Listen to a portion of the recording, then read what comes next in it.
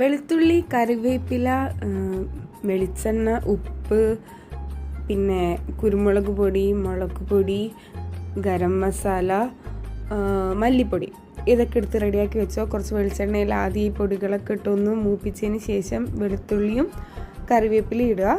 എന്നിട്ട് പുഴുങ്ങിയ മുട്ട അതിലേക്ക് ഇടാം. Hello guys, welcome back to my YouTube channel. ഞാൻ ഇന്ന് നിങ്ങളെ പരിചയപ്പെടുത്താൻ പോകുന്നത് ഈസി ആയിട്ടുള്ള ഒരു ഈവനിങ് സ്നാക്കാണ്. പിന്നെ നിങ്ങൾ ജിമ്മിൽ പോകുന്ന ആൾക്കാരൊക്കെയാണ്, കുറേ മുട്ടയൊക്കെ ഒരു ദിവസം എടുക്കണമെന്നുണ്ടെങ്കിൽ ഇങ്ങനെയും കൂടി ഒന്ന് ട്രൈ ചെയ്ത് നോക്കും. ഇതൊക്കെ ട്രൈ ചെയ്യുന്നുണ്ടാവും, എന്നാലും അറിയാത്തവർക്ക് വേണ്ടിയിട്ട്. അപ്പോൾ ഇതിങ്ങനെ ചെയ്ത് ഞാൻ ഗാർലിക് ആഡ് ചെയ്യുന്നത് എനിക്ക് ഭയങ്കര ഇഷ്ടമാണ് കേട്ടോ. അതിങ്ങനെ ആ മുട്ടൻ്റെ കൂടെ കഴിക്കാൻ വേണ്ടിയിട്ട് അതൊരു മസാല പോലെ ആയിട്ട് അവിടെ ഉണ്ടാവും.